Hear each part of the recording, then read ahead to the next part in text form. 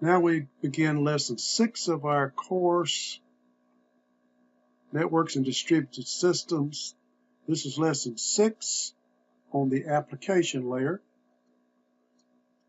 The course is based on the text, Computer Networking, a Top-Down Approach. Let's pick up where we left off.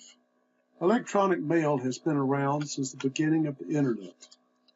It remains one of the Internet's most important and utilized applications. It is an asynchronous communication medium. That is, people send messages and receive messages when it's convenient for them, without having to coordinate with other people's schedules. In this lesson, we examine the application layer protocols that are at the heart of Internet email. Let's take a high-level view of the Internet mail system and its key components. It actually has 3 major components: user agents, mail servers, and the Simple Mail Transfer Protocol, SMTP. User agents allow users to read, reply to, forward and save, and compose messages. Microsoft Outlook and Apple Mail are examples of user agents for email. Mail servers form the core of the email infrastructure. Each recipient has a mailbox located in one of the mail servers. The mailbox manages and maintains the messages that have been sent. A typical message starts in the sender's user agent, travels to the sender's mail server, and then travels to the recipient's mail server, where it is deposited in the recipient's mailbox. When a user wants to access the messages in his or her mailbox, the mail server containing the mailbox authenticates the user with a username and password. The recipient's mail server must also deal with failures in the sender's mail server. If the sender's server cannot deliver mail to the receiver server, it holds the message in a message queue and attempts to transfer the message later. Reattempts are often done every 30 minutes or so. If there is no success after several days, the server removes the message and notifies the sender with an email message. SMTP is the principal application layer protocol for Internet electronic mail. It uses the reliable data transfer of TCP to transfer the mail from the sender's server to the recipient's mail server. As with most application layer protocols, SMTP has 2 sides: a client side, which executes on the sender's mail server, and a server side, which executes on the recipient's mail server. Both the client and the server sides of SMTP run on every mail server. When a mail server sends messages to other mail servers, it acts as an SMTP client. When a mail server receives the mail from other mail servers, it acts as an SMTP server. SMTP restricts the body, not just the headers, of all mail messages to simple 7-bit ASCII code. It requires binary multimedia data to be encoded to ASCII before being sent over SMTP.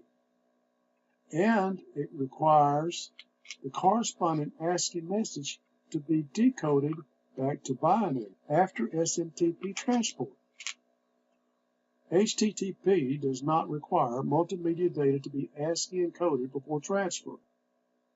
It is important to note that SMTP does not normally use intermediate mail servers for sending mail, even when the 2 mail servers are located at opposite ends of the world.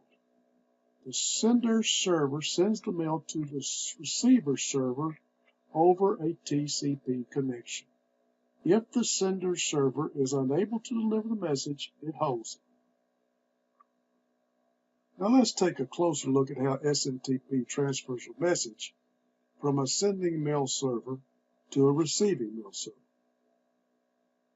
First, the SMTP client running on the sending mail server host has TCP establish a connection to port 25 at the server SMTP running on the receiving mail server host. You recall that HTTP uses port 80. If the server is down, the client tries again later. Once this connection is established, the server and the client perform some application layer handshaking, just as we might do when we introduce ourselves before talking. SMTP clients and servers also introduce themselves before transferring information. During this SMTP handshaking phase, the SMTP client indicates the email address of the sender and the email address of the recipient. Once the SMTP client and server have introduced themselves to each other, the client sends the message. SMTP can count on the reliable data transfer service of TCP to get the message to the server without errors. The client then repeats this process over the same TCP connection if it has other messages to send. Otherwise, it instructs TCP to close the connection. This slide shows a typical email transaction. Alice uses the user agent to compose a message to Bob at someschool.edu. Alice's user agent sends the message to her mail server. There, the message is placed in the message queue. The client side of SMTP opens a TCP connection with Bob's mail server. SMTP client sends Alice's message over that TCP connection. Bob's email server places the message in Bob's mailbox. Bob invokes his user agent to read the message. Here is an example of a sample SMTP interaction being sent over the TCP connection. Here are a list of the instructions used by SMTP. It looks like somebody's using a telnet session to enter those instructions by hand. We mentioned here that SMTP uses persistent connections. If the sending mail server has several messages to send to the same receiving mail server, it can send all those messages over the same TCP connection. For each message, the client begins the process with a new mail from, designates the end of the message with an isolated period, and issues quit only after all messages have been sent. Now let's briefly compare SMTP with HTTP. Both protocols are used to transfer files from one host to another.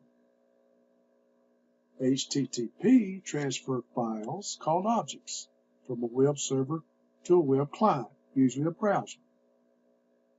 SMTP transfers files, that is, email messages, from one mail server to another mail server. When transferring files, both persistent HTTP and SMTP use persistent connections. However, there are important differences. First, HTTP is mainly a pull protocol. Someone loads information on the web server, and users use HTTP to pull the information from the server at their convenience. The TCP connection is initiated by the machine that wants to receive the file. On the other hand, SMTP is primarily a push protocol. The sending mail server pushes the file to the receiving mail server. The TCP connection is initiated by the machine that wants to send the file. A second difference is that SMTP requires each message, including the body of the message, to be in 7-bit ASCII format. If the message contains characters that are not 7-bit ASCII, for example, French characters with accents, or contains some binary data such as an image, then the message has to be coded into 7-bit ASCII. HTTP does not impose this restriction. A third important difference concerns how a document consisting of text and images, along with possibly other media, is handled. HTTP encapsulates each object in its own HTTP response message. Internet Mail places all of the message objects into one message. When you write an ordinary snail mail letter to someone, you will include peripheral header information at the top of the letter, such as the person's address, your own return address, and the date. Similarly, when an email message is sent from one person to another, a header containing peripheral information precedes the body of the message itself. This peripheral information is contained in a series of header lines. The header lines and the body of the message are separated by a blank line. RFC 5322 specifies the exact format for mail header lines, as well as their semantic interpretations. As with HTTP, each header line contains readable text consisting of a keyword followed by a colon followed by a value. Some of the keywords are required and others are optional. Every header must have a from header line and a to header line. A header may include a subject header line, as well as other optional header lines. It's important to note that these header lines are different from SMTP commands. The commands in the HTTP section are part of the SMTP handshaking protocol. The header lines examined in this section are part of the mail message itself. Well, we have more to do on email, but we will pick that up in the next lesson. Let's go ahead and take a break now, take care of any assignments you may have, and when you are rested and relaxed, ready to learn some more, come on back for lesson 7.